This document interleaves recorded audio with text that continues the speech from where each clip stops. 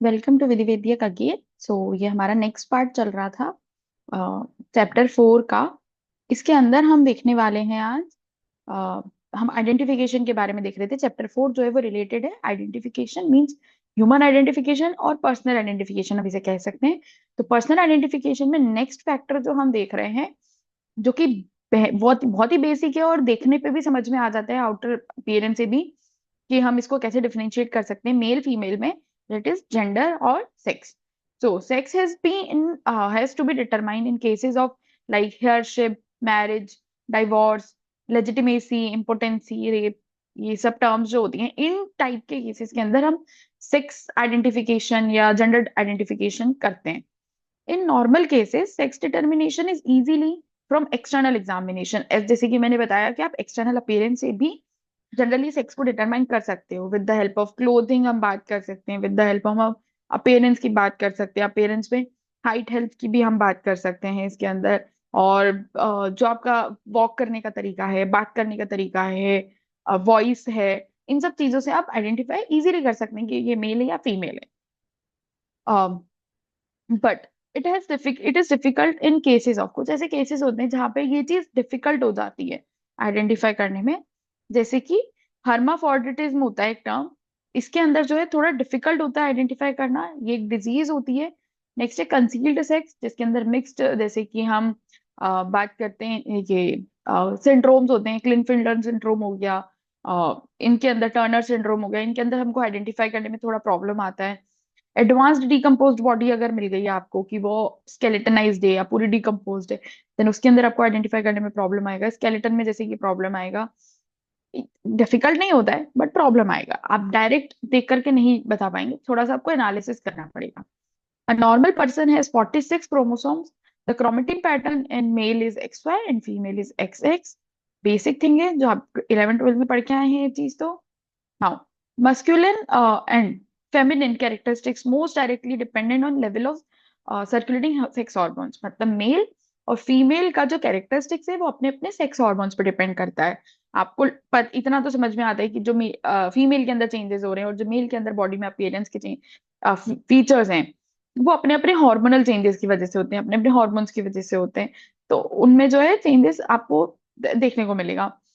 Sex chromatin, it is a small plano-convex mass about 1 micron in diameter lying near nuclear membrane।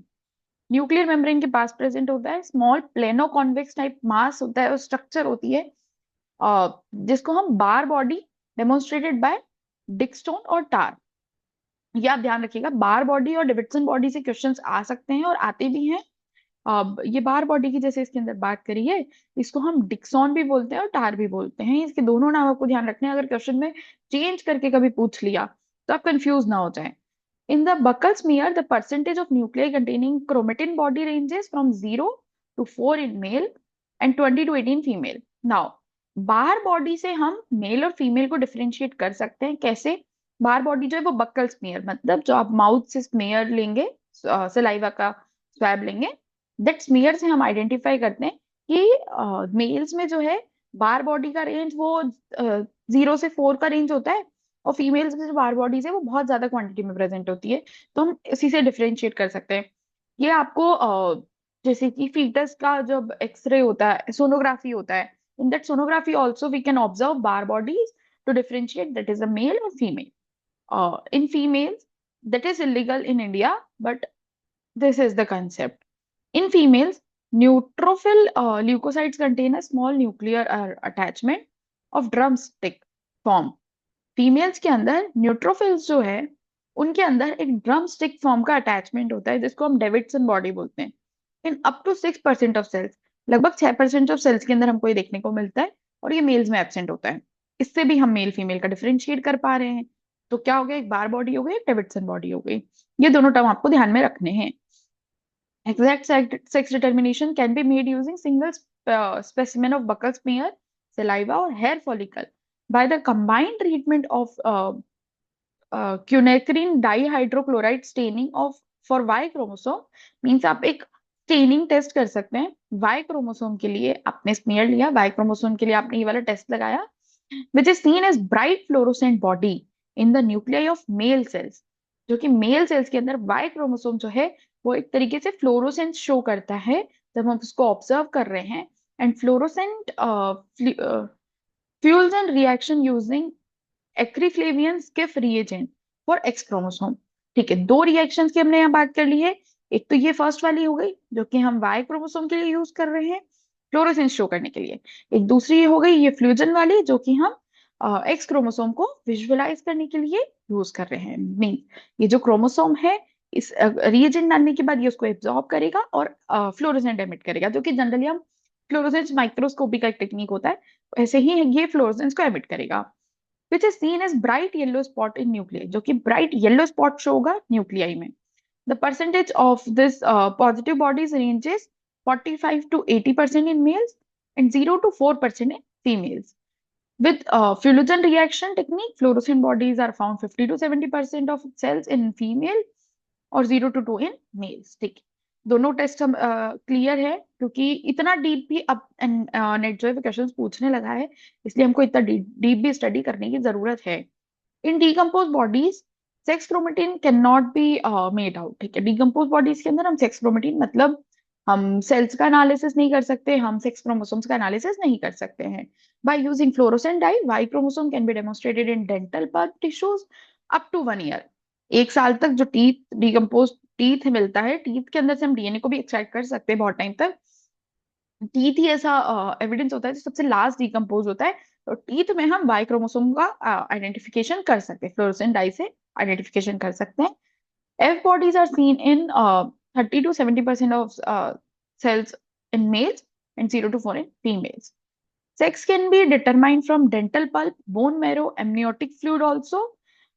Amniotic fluid क्या होता है? जो जब embryo बनता है, फीटस प्रिपेयर होता है वॉर्म में, तो जिस फ्लूइड के अंदर वो होता है, जिस फ्लूइड से वो न्यूट्रिएंट्स ले रहा है, that is called amniotic fluid.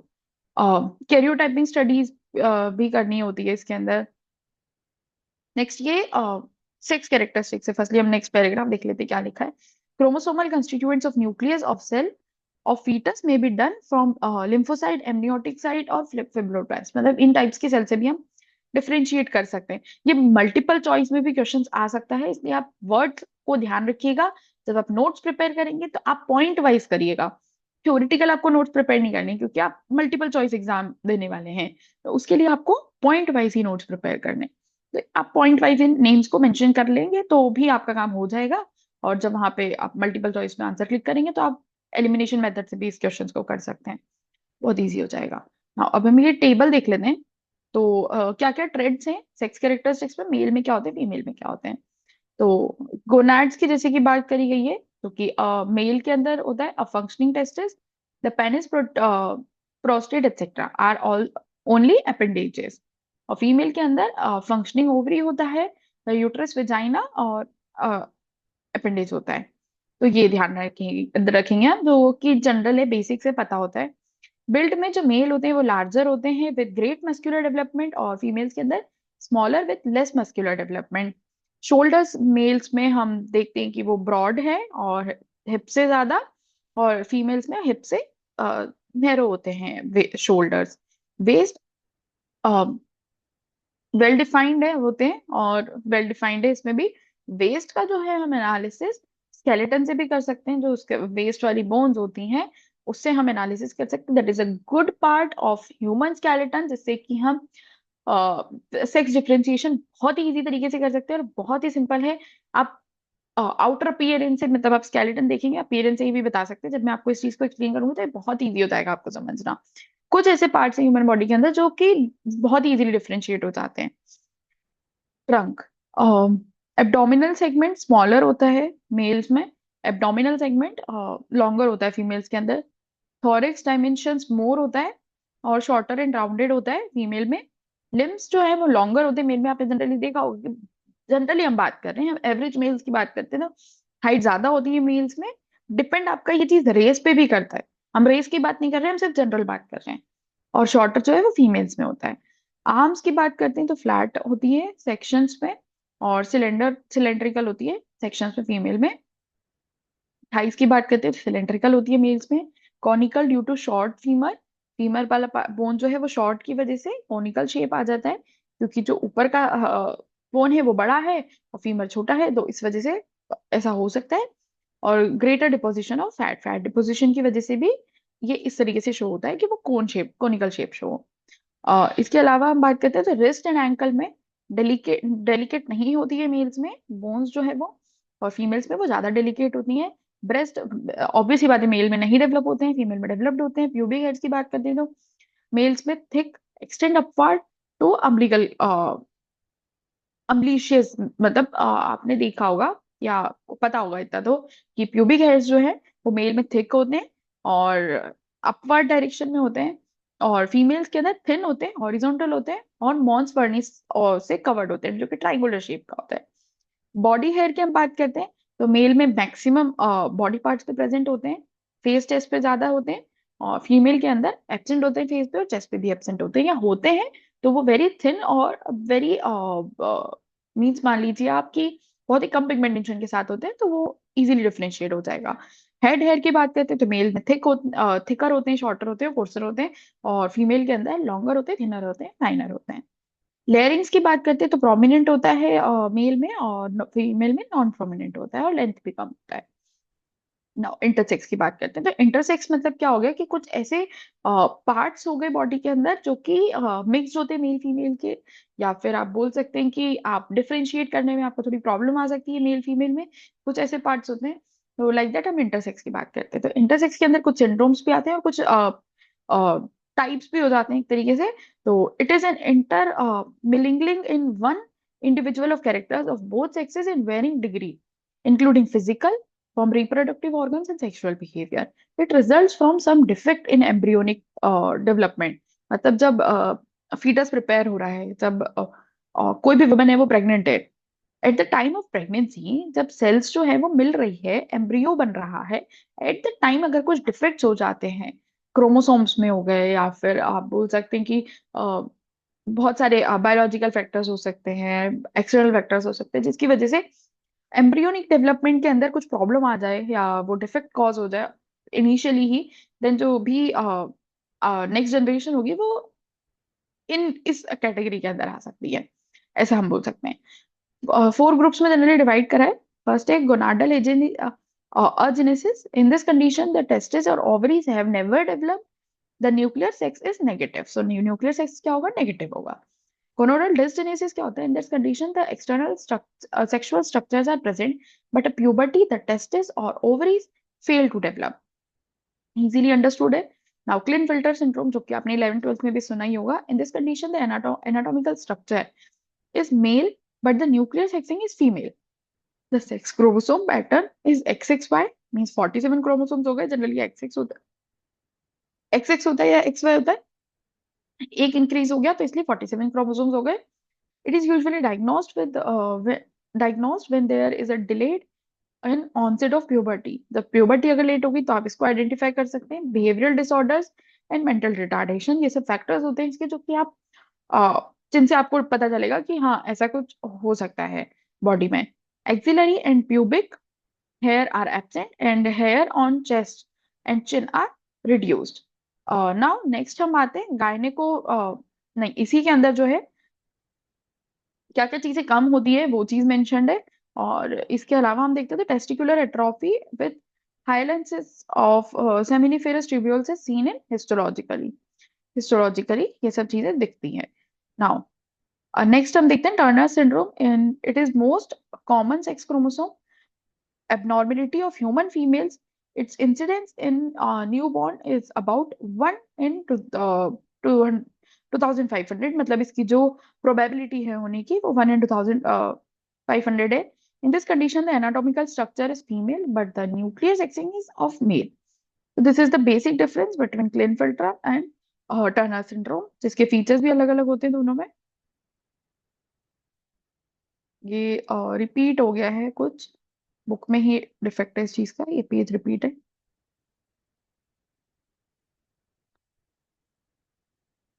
Okay next हम देखते हैं क्या आ रहा है इसमें। ये सब फीचर्स हैं जो कि स्केलेटन के फीचर्स हैं। ये हम देखते हैं पहले आगे क्या चीज लिखा है थ्योरी में, देन उसके बाद हम टेबल को कंटिन्यू करते हैं। अब एक वे के साथ अगर कोई बुक को पढ़ेंगे तो वो बहुत इजीली आपको समझ में आ जाएगी और याद भी हो जाएंगी चीजें हैंड टू हैंड, आपको ज्यादा नोट्स बनाने की भी जरूरत नहीं है। जो नहीं आता है आप उसके नोट्स बनाएंगे सिर्फ तो ज्यादा अच्छा है। ठीक है, ये चीज कंटिन्यू हो रही है जैसे कि अभी यहाँ पर हम देख सकते हैं, इसलिए हमने वो भी टेबल वाला पार्ट स्किप करा है, देन हम टेबल वाले पार्ट पे जाएंगे। तो जो डिफेक्ट्स की हम बात कर रहे थे, थर्ड जो डिफेक्ट है उस कैटेगरी के अंदर, इंटरसेक्स के अंदर, वो क्या है? True hermaphroditism. This is a very rare condition of bisexuality in which an ovary and testicle or two oviotestes are present with the external genitalia of both sexes. ठीक है, ये चीज भी हो गई। अब सूडो हर्माफोर्डिज्म क्या है? इन दोनों को हम कंपैरेटिवली पढ़ सकते हैं। हम ऊपर के जो हमने दोनों पढ़े थे उनको कंपैरेटिवली पढ़ सकते हैं। तो आपको इजीली डिफरेंशिएशन समझ में आएगा कि इसके अंदर ये था, इसके अंदर ये था। तो जब आप सॉल्व करेंगे क्वेश्चन को, तब आप एलिमिनेशन मेथड से भी कर सकते हैं अगर आपको सिमिलर टाइप के ऑप्शन समझ में दिखते हैं तो। In this condition, gonadal tissues of only one sex is seen internally, but externally appearance is of opposite sex. मतलब internally कुछ और है और externally कुछ और नजर आ रहा है। ए, इसके अंदर भी दो टाइप से सूडो के अंदर, पहला है मेल वाला, दूसरा है फीमेल वाला। मेल के अंदर nuclear sex is XY, but sex organs and sexual characteristics deviate to female form. But in female one, nuclear sex is XX, but deviation of sex organs and sexual characteristics toward male are seen due to adrenal hyperplasia. It is different one. Uh, ठीक है, now concealed sex क्या होता है? Criminals में conceal their sex to avoid detection by changing dress. Okay, concealed sex जो है वो आप जेनेटिकली नहीं है, आप सिर्फ एक अपीयरेंस में या आप मैन्युअली उस चीज को कन्वर्ट कर रहे हैं। कैसे कि आपने ड्रेस चेंज कर ली, आपने मेल की ड्रेस पहन ली, फीमेल ने मेल की पहन ली तो वो मेल दिखने लग गए। आपने अपीयरेंस को चेंज कर लिया, आपने हेयर स्टाइल चेंज कर ली, आपने फीचर्स को थोड़ा चेंज करने का कोशिश कर लिया। मीन्स आप सिर्फ ट्राई कर रहे हैं, आपने कुछ जुगाड़ करा है, like that. That's how concealed sex होता है। In advanced putrefaction, sex can be determined by identifying uterus or prostate which resist putrefaction for longer period of time. Now, जब हम मेडिसिन का पार्ट पढ़ेंगे तब प्यूट्रीफेक्शन पढ़ेंगे। अब प्यूट्रीफेक्शन में क्या होता है? जब बॉडी डीकम्पोज होती है, आफ्टर प्यूट्रीफेक्शन वाला जो स्टेप आता है, उसके अंदर बहुत सारे ऐसे ऑर्गन्स है बॉडी में, बहुत सारी ऐसे फैक्टर्स से डेथ हो जाती है। जो फैक्टर्स या जो ऑर्गन्स या जो टेक्निक से अब डेथ हुई है वो रिटार्ड करती है, या वो क्या कर रही है? रेजिस्ट कर रही है कोई डिकम्पोज पार्ट को, जैसे कि प्यूट्रीफेक्शन हो गया, एडिपोसिस हो गया, मम्मिफिकेशन हो गया। इनको रेजिस्ट कर रहा है। रेजिस्ट करना मतलब रोक रहा है, स्लो डाउन कर रहा है, ज्यादा टाइम लेगा उस प्रोसेस को कंप्लीट होने में। तो that type of things also we can identify और to differentiate the sex. Now, skeleton.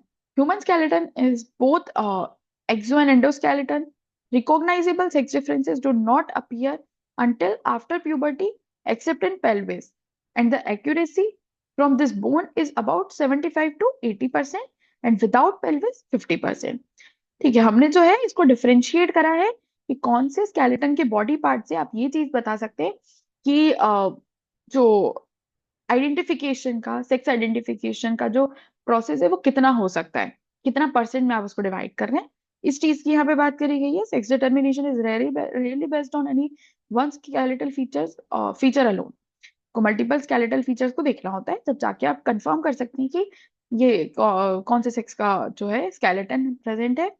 In the pelvis sex features are independent of each other and one may even contradict the other in the same pelvis. ठीक है, जो pelvis वाला part है human body के अंदर, जो waste वाला pelvis वाला पार्ट होता है, sex features are independent of each other. वो एक दूसरे से इंडिपेंडेंट है जो सेक्स फीचर्स है, कोई किसी पर डिपेंडेंट नहीं है। तो आप उससे जो सेक्स डिफरेंस करेंगे वो अच्छे ज्यादा परसेंटेज में आप उसको फाइंड आउट कर सकते हैं कि क्या डिफरेंस होगा और कितना करेक्ट आप सोच रहे हैं। तो मल्टीपल इसमें भी पैरामीटर्स हैं। इसको हम कंटिन्यू करते हैं, पहले हम टेबल देख लेते हैं इसकी, क्या क्या टेबल्स प्रेजेंट है। थोड़ा ज्यादा इजीली क्लियर हो जाएगा, फिर आप थ्योरी को पढ़ लेंगे तो इजीली समझ में आ जाएगा। अच्छा,